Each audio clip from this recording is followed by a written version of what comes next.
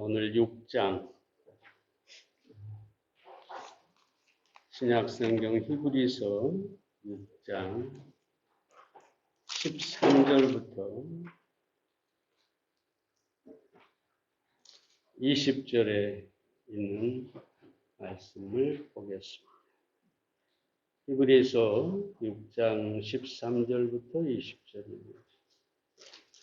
하나님이 아브라함에게 약속하실 때에 가리켜 맹세할 자가 자기보다 더 큰 이가 없으므로 자기를 가리켜 맹세하여 가라사대 내가 반드시 너를 복주고 복주며 너를 번성케 하고 번성케 하리라 하셨더니 저가 이같이 오래 참아 약속을 받았느니라. 사람들은 자기보다 더 큰 자를 가리켜 맹세하나니 맹세는 저희 모든 다투는 일의 최후 확정이니라. 하나님은 약속을 기업으로 받은 자들에게 그 뜻이 변치 아니함을 충분히 나타내시려고 그 일에 맹세로 보증하셨느니 이는 하나님이 거짓말을 하실 수 없는 이 두 가지 변치 못할 사실을 인하여 앞에 있는 소망을 얻으려고 피하여 가는 우리로 큰 안위를 받게 하려 하심이라. 우리가 이 소망이 있는 것은 영혼의 닷 같아서 튼튼하고 견고하여 휘장 안에 들어가나니 그리로 앞서가신 예수께서 멜기세덱의 반차를 쫓아 영원히 대제사장이 되어 우리를 위하여 들어가셨느니라.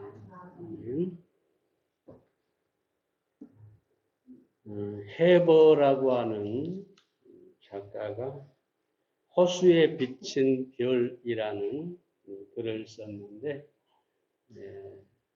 이런 내용입니다. 호수를 바라보면서 나는 저녁에 반짝이는 별들이 그 위에 비침을 본다. 하늘의 별들은 움직이지 않는데 호수 물결에 반사된 별들은 동요한다. 하늘의 소망은 분명하지만 지상의 소망은 그것이 아무리 빛난다 할지라도 변하는 상황에 따라 흔들린다. 지상의 소망은 거짓되고 장사꾼들처럼 떠돌아다닌다. 무슨 말입니까?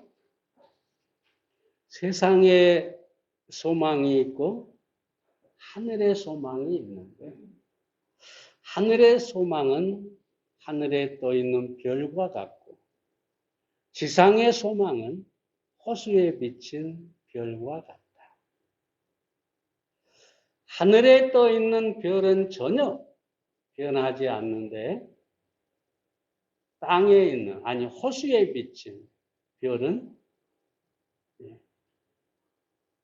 조그만 물결이 쳐도 흔들리고 돌멩이 하나에도 사라져 버리는 바로 그런 것이 그 호수의 별이듯이 세상의 소망이라는 게 바로 그렇다.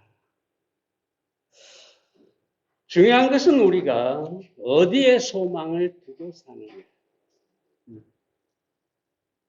흔들리고 사라져버릴 세상의 소망을 두고 사느냐 아니면 하늘의 소망을 두고 사느냐. 여러분은 하늘의 소망을 두고 사는 분인 줄로 믿습니다. 오늘 이 소망에 대해서 영혼의 닷과 같은 소망에 대해서 몇 가지 본문에서 생각해 보겠습니다. 첫째로 하나님은 약속하시고 믿음은 그 약속을 받게 한다. 14절 15절 말씀을 봅니다. 가라사대 내가 반드시 너를 복주고 복주며 너를 번성케 하고 번성케 하리라 하셨더니 여기까지가 약속이고 저가 이같이 오래 참아 약속을 받았느니라. 그 말은 약속하신 것을 받았다 그 말이죠. 그러니까 복을 받았다. 하나님은 축복을 약속하시고 믿음은 그 약속하신 복을 우리로 하여금 얻게 해 주는 것입니다. 이러한 예를 성경에서 자주 사용하고 있는 예가 누구냐 하면 아브라함입니다. 사도행전 3장과 7장, 로마서 4장, 갈라디아 3장 이런 여러 곳에서 아브라함을 예로 들어서 하나님의 약속과 믿음으로 받는 축복에 대해서 말씀하고 있습니다. 오늘 본문을 포함해서 7장에서도 그리고 11장에서도 히브리서 7장과 11장에서도 아브라함을 예로 말씀하고 있습니다. 하나님께서 아브라함에게 약속하셨고 그 약속을 아브라함이 믿음으로 받았다. 최초의 약속은 창세기 12장 2절에 보면 내가 너로 큰 민족을 이루고 내게 복을 주어 내 이름을 창대케 하리니 너는 복의 근원이 될지라. 하나님의 약속이죠. 그리고 하나님은 계속해서 약속을 하고 뿐만 아니라 여기 아브라함에게 씨를 주시겠다. 자식을 주시겠다. 약속하시죠. 근데 그 씨를 몇 년 만에 받느냐 하면 25년 만에 받습니다. 25년 동안 하나님을 믿고 오래 참고 인내함으로 그 복을 받았다. 그렇게 우리가 성경을 보면 알 수가 있습니다. 다시 한번 강조하면 먼저 왜 이 성경의 기자들이 왜 아브라함을 계속해서 예로 들고 있을까요? 먼저는 하나님은 약속하시고 반드시 이루시는 분입니다. 다음은 그 약속대로 복을 받는 것은 믿음이다 라고 하는 사실을 강조하기 위해서 그렇게 말하고 있습니다. 여러분 잘 들으십시오. 약속이 없는 믿음은 헛된 것입니다. 아무도 약속하지 않았는데 나는 그저 믿는다 하면 그게 이루어지느냐? 아니라는 거예요. 반대로 약속은 있는데 믿음이 없다면 그 또한 그 약속대로 얻을 수가 없습니다. 반드시 약속이 있고 믿음이 있어야, 하나님의 약속이 있고 우리의 믿음이 있어야 하나님께서 약속하신 축복을 누릴 수가 있는 것입니다. 로마 4장 19절부터 21절에 보면 이렇게 얘기하고 있죠. 그가 백세나되어 자기 몸에 죽은 것 같음과 사라의 태에 죽은 것 같음을 알고도 믿음이 약하여지지 아니하고 믿음이 없어 하나님의 약속을 의심치 않고 믿음에 견고하여져서 하나님께 영광을 돌리며 약속하신 그것을 또한 능히 이루실 줄 확신하였습니다. 생각해 보세요. 하나님은 약속하셨는데 몸은 늙어서 백세나 되어서 이제 마치 죽은 사람 같이 되었다는 거예요. 그럼에도 불구하고 아브라함은 믿음이 약하여지지 아니하고 견고했다. 하나님의 약속을 의심치 않았다. 그래서 이삭을 얻었다 그 말이죠.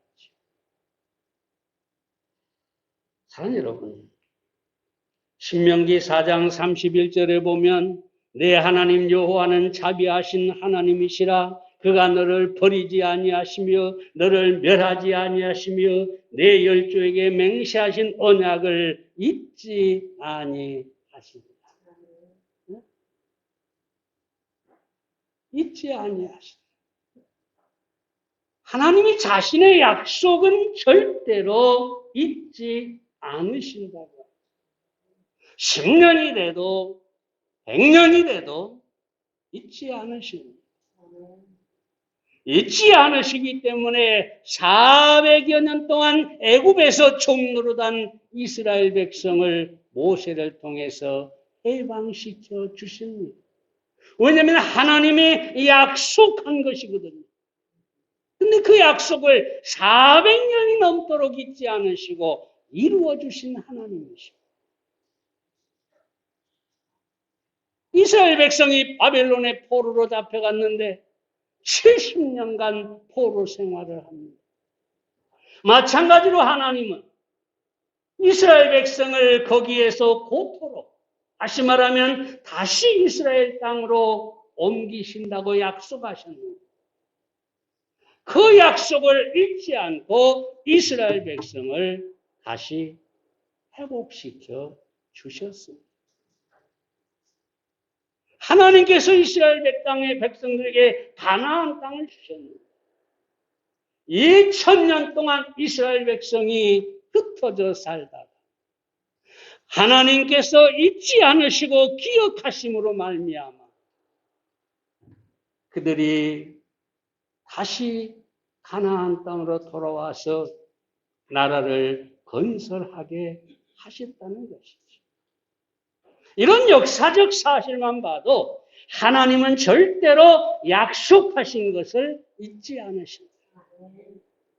그러므로 우리가 성경에서 하나님의 약속을 찾고 그 약속을 우리가 붙들고 믿어야 하는 이유가 무엇입니까?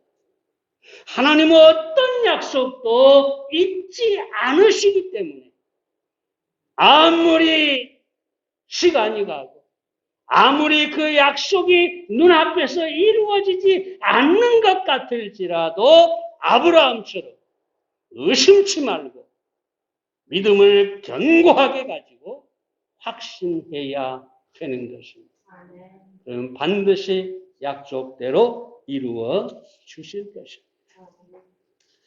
두 번째로 하나님은 자신의 약속을 맹세로 보증하고 계십니다. 13절 봅니다. 하나님이 아브라함에게 약속하실 때 가리켜 맹세할 자가 자기보다 더 큰 리가 없으므로 자기를 가리켜 맹세하여. 16절에 보면 사람은 자기보다 큰 자로 맹세한다고 합니다. 더 높은 사람이나 더 중요한 것으로 맹세를 합니다. 예를 들어서 내 부모님의 이름을 걸고 맹세한다. 자기보다 높은 이름이지. 또 어떤 사람은 그렇게 얘기하죠.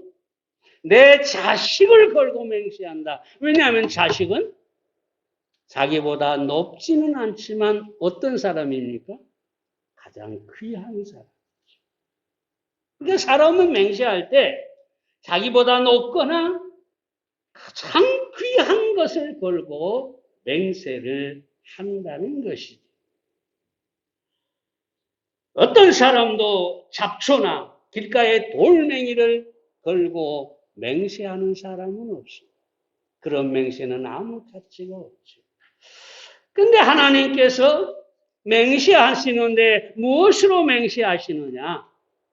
하나님은 자신보다 높은 존재도 없고 자기보다 더 귀한 존재도 없으십니다. 그래서 하나님은 자기 이름을 가지고 약속하시고 보증하신다고 합니다. 17절에 보면 하나님은 약속을 기업으로 받는 자들에게 그 뜻이 변치 아니함을 충분히 나타내시려고 그 일에 맹세로 보증하셨습니다.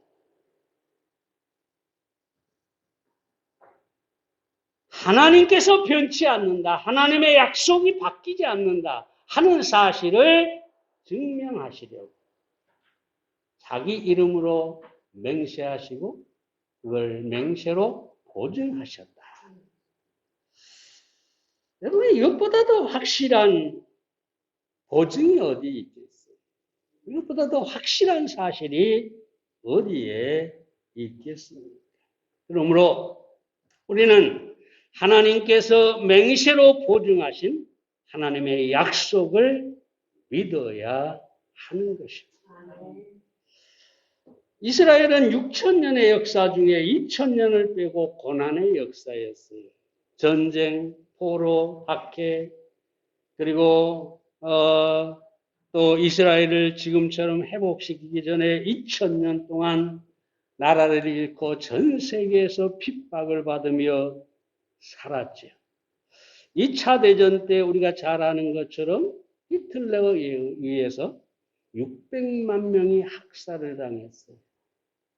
한 민족이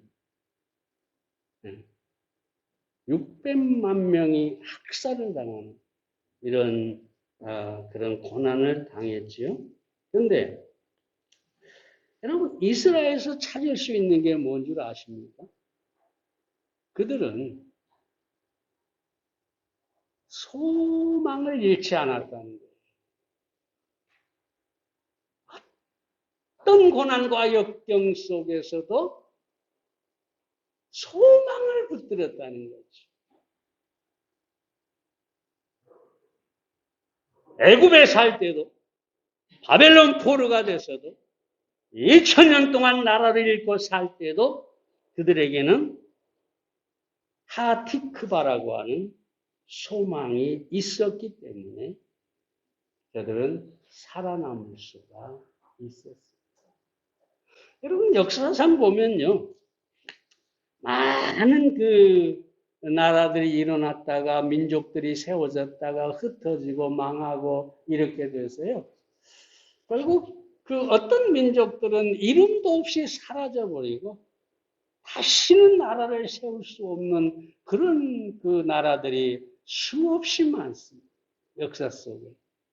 그런데 이스라엘을 보세요. 저들은 결코 사라지지 않아요.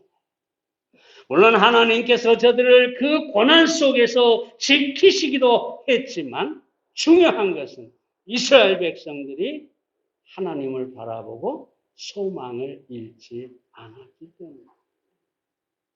그들은 성경을 믿었기 때문이죠. 이스라엘 백성들은 어려서부터 성경을 배우는데 특별히 모세오경, 토라라고 하죠. 이스라엘 백성들에게는 마치 생명과 같은 것입니다. 겨우 이 아이가 태어나서 사물을 분별할 정도가 되면 엄마, 아빠 이렇게 분별할 정도가 되면 구약 성경을 꺼내가지고 그 표지에다가 꿀을 바릅니다. 꿀. 그리고 그 아이에게 그걸 핥아먹게 합니다. 그럼 여러분 꿀이 얼마나 달아요. 그죠? 그때에 이 부모가 이렇게 얘기하죠. 이 꿀이 달듯이 하나님의 말씀은 너희의 영혼에 달고 인생에 있어 모든 지혜를 주신다. 그러므로 너는 죽을 때까지 이 말씀을 읽고 사랑해야 한다. 라고 가르친다. 왜 성경이 꿀과 같습니까? 왜 우리가 성경을 사랑해야 됩니까? 성경이 단순히 도덕책이거나 무슨 철학을 가르치거나 그렇다면 물론 우리가 도덕책도 철학 서적도 읽고 지혜를 얻어야 하겠지만 그러나 성경은 하나님이 가르쳐주고 생명이 무엇인가 깨닫게 해주고 우리에게 영원한 구원의 소망을 주는 바로 책이 하나님의 말씀입니다. 그러면 여러분 정말 이 하나님 말씀 속으로 들어가서 하나님께서 맹세로 보증하신 그 약속들을 찾아서 그 약속들을 먹으시기를 바랍니다. 꿀처럼 달게 먹으시기를 바랍니다. 하나님께서 이 약속도 내게 주셨구나. 정말 이 소망도 내게 주셨구나. 말씀 속에 들어가 여러분이 소망을 갖고 살아가기를 바랍니다. 마지막 세 번째로 하나님의 약속과 맹세는 우리의 소망이 됩니다. 좀 반복이 되는 것 같습니다만 18절 말씀 봅니다. 이는 하나님이 거짓말 하실 수 없는 이 두 가지 변치 못할 사실을 인하여 앞에 있는 소망을 얻으려고 피하여 가는 우리로 큰 안위를 받게 하려 하심이라. 히브리서 기자는 거짓말할 수 없는 하나님이라고 하면서 우리가 소망을 갖고 또 위로를 받게 하기 위해서 약속과 맹세를 주셨다라고 얘기하고 있죠. 히브리서 기자가 이 소망에 대해서 몇 가지 사실을 말하고 있습니다만 이 소망은 먼저 앞에 있는 소망이다. 앞에 있는 소망을 얻으려고 오늘 본문에 보면 그렇게 말씀하죠. 여러분, 사람은 앞에 있는 소망이 없는 사람은 늘 뒤를 바라고 과거를 바라고 내가 과거에 이랬는데 이렇게 내가 참 대단했는데 내가 과거에는 정말 이런 힘이 있었는데 내가 과거에는 이런 재산을 가졌는데 과거를 바라봅니다. 왜 그럴까요? 앞에 바라볼 게 없으니 이제 나이는 들어버렸죠. 죽음은 저 앞에 보이죠. 근데 그 앞에 어떤 소망도 없으니까 자꾸 뒤에만 바라보고 과거만 회상하는 거예요. 잘 들으세요. 우리 그리스도인은 앞에 소망이 있는 사람들입니다. 그 사도 바울이 뭐라고 합니까? 빌립보 3장에서. 뒤의 것은 잊어버리고 앞에 있는 표대를 향하여 달려간다. 근데 여러분 그 말을 어디서 한 줄 아십니까? 로마의 감옥에서 한 소리죠. 여러분 감옥에 갇힌 사람은 절망할 수밖에 없어요. 그럼에도 불구하고 이 바울은 절망을 거부하고 앞에 있는 것을 잡으려고 쫓아갑니다. 여러분, 우리는 앞에 있는 것을 잡으러 앞에 소망을 두고 찾아가는 사람들. 그럼 어떤 소망이 우리 앞에 있을까요? 응? 먼저는 예수님의 재림의 소망입니다. 사도행전 1장 11절에 보면 가로되 갈릴리 사람들아 어찌하여 서서 하늘을 쳐다보느냐 너희 가운데서 하늘로 올리우신 이 예수는 하늘로 가심을 본 그대로 오시리라. 그럼 자꾸 이단들이 설치게 되는데 예수님의 승천하신 그 모습 그대로 다시 와야 합니다. 이단이 만약에 내가 재림 예수다 이렇게 말하려면 하다못해 한 3만 빛일까요? 저 비행기에서 흰 옷 입고 뛰어내려야 돼. 그런 흉내라도 내야 돼요. 왜? 하늘로 가심을 본 그대로 오시리라. 이단들에게 속지 마세요. 이 한 가지만 보고도 그들의 재림 예수가 아니라는 것을 확실히 알 수가 있죠. 데살로니가 4장 16절에 보면 호랑과 천사장의 소리와 하나님의 나팔로 친히 하늘로 쫓아 강림하시니 그리스도 안에서 죽은 자들이 먼저 일어나고 적어도 예수님이 재림을 하시면 죽은 자들이 일어납니다. 구원받은 성도들이 부활한다. 근데 재림 예수는 왔다고 하는데 수많은 이단들이 무덤이 열리고 살아난 사람이 한 사람이라도 있습니까? 자, 그 이단 얘기해봐야 그렇고 중요한 것은 우리는 예수 그리스도의 재림의 소망을 가지고 있습니다.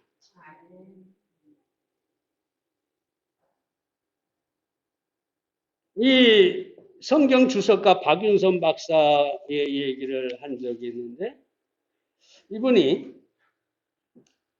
예수님이 땅 위에 오시리라 구약의 예언 횟수는 456회인데 그러니까 예수님의 초림, 예수님이 마리아의 몸에서 태어날 것을 베들레헴에서 태어날 것을 예언한 것이 456회인데 주님의 재림의 횟수는 신구약 합하여 1518회, 신약에만 300회라. 그러면서 이렇게 얘기합니다. 456회 예언된 예수님의 초림이 성취되었는데 1518회나 예언된 재림은 어찌 성취되지 않을까? 우리는 1000번, 몇천 번이라도 대답하기를 그 약속은 이루어진다. 라고 할 것이다. 여러분, 예수님께서 이 땅에 오셔서 베들레헴에 탄생하셔서 이 땅에서 사셨어요. 그게 역사적 사실입니다. 근데 그것은 예언대로, 약속대로 된 것입니다. 근데 예수님의 재림은 훨씬 많은 예언과 약속으로 성경에 기록되어 있습니다. 그러므로 예수님의 재림은 확실한 우리의 소망입니다. 뿐만 아니라 우리는 예수님의 형상으로 변화될 소망을 가지고 있습니다. 우리의 육신은 날마다 늙어가죠. 요즘 저도 이제 나이가 들 만큼 들어서 자꾸 기력이 떨어진다. 이런 느낌을 갖게 되는데요. 아무리 우리 기력이 떨어지고 우리가 늙어간다 할지라도 중요한 사실은 우리는 미래의 예수님의 형상으로 변화될 소망을 가지고 있습니다. 우리는 이미 죄의 삭스로부터 구원을 얻었지만 예수님의 형상으로 변화돼서 마지막에 예수님 재림하실 때 우리는 영원한 병들지 않고 죽지 않을 영원한 몸으로 우리는 변화돼서 온전히 예수님과 같은 영광의 몸이 될 것입니다. 얼마나 놀라운 소망입니까? 이 소망이 없는 사람들은 그저 나는 늙어가네, 나는 죽어가네, 내는 이제 인생이 완전히 절망이네 하지만은 믿는 사람들은 그래 늙어가라, 주름이 생겨라, 죽어가라. 사도 바울처럼 차라리 내가 죽어서 부활을 경험하는 것, 그것이 자기가 원하는 바라고 합니다. 나는 반드시 부활하고 나는 반드시 변화되고 나는 반드시 예수님의 형상을 입게 될 것이다. 여러분, 이런 사람에게 어떻게 절망이라는 게 있을 수가 있겠습니까? 고린도서 15장 51절 52절에 보면 내가 너에게 비밀을 말하노니 우리가 다 잠잘 것이 아니요 마지막 나팔의 순식간에 호련히 다 변화하리니 나팔 소리가 나매 죽은 자들이 썩지 아니할 것으로 다시 살고 우리도 변화하리라. 여러분. 이 부활의 소망, 변화의 소망을 가진 사람들은 아무리 나이가 들고 늙어가도 죽음이 눈앞에 와도 절망하지 않게 됩니다. 이런 소망을 품고 사시기를 바랍니다. 뿐만 아니라 우리는 영원히 천국에 들어가는 소망을 가지고 살아갑니다. 여러분, 이 세상은 고통과 슬픔과 온갖 어려움을 주는 곳이죠. 그런데 우리가 천국에 가면 어떠할까요?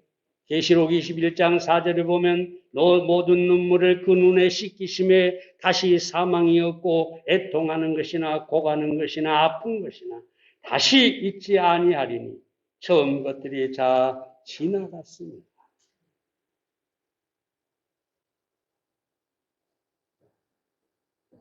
너무 신령한 사람들.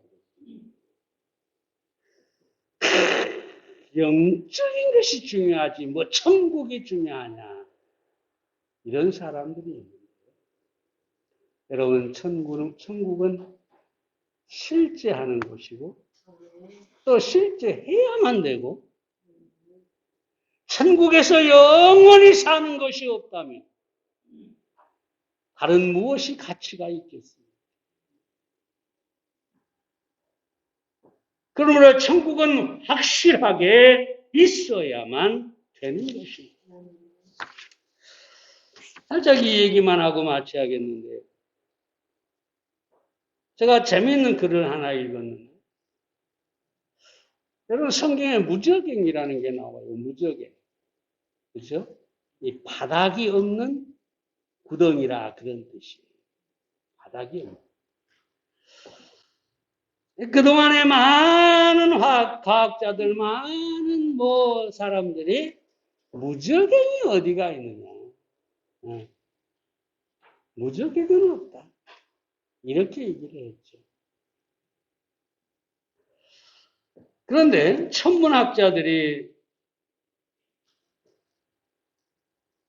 은하수 한 곳에 거대한 홀이 있는 것을 발견했다고 합니다.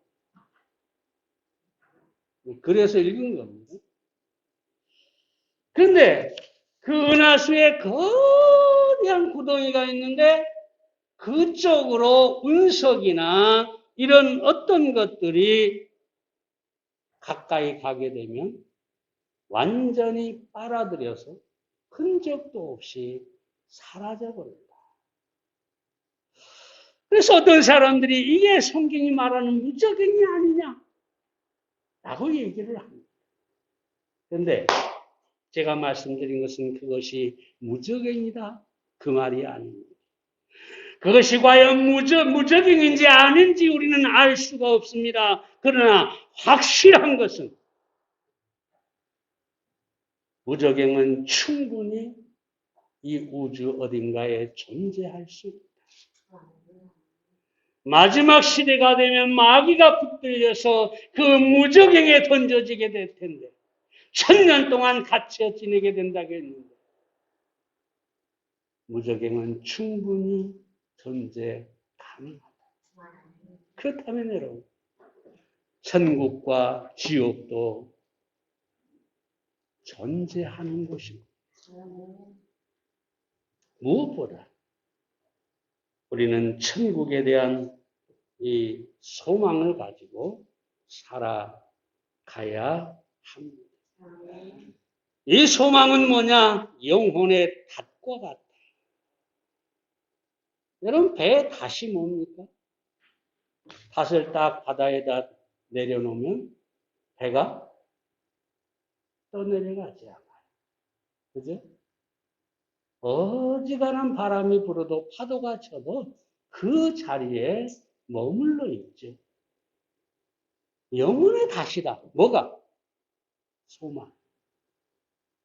우리가 앞으로의 소망을 우리가 가지고 있으면 그 소망이 우리를 흔들리지 않게 하는 우리 영혼의 닭과 같은 것입니다.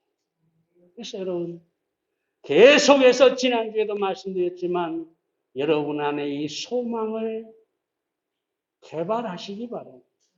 소망을 키워가시기 바랍니다. 소망으로 풍성해지기를 바랍니다. 그러면 여러분의 미래는 절망이 아니라 축복, 어둠이 아니라 빛이 될 것입니다. 다시 말씀드립니다. 소망으로 충만한 여러분이 되시기를 바랍니다. 기도하겠습니다. 살아계신 아버지 하나님, 오늘 이 아침에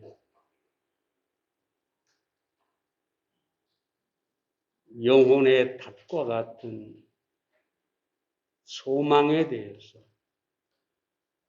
주의 말씀을 듣습니다.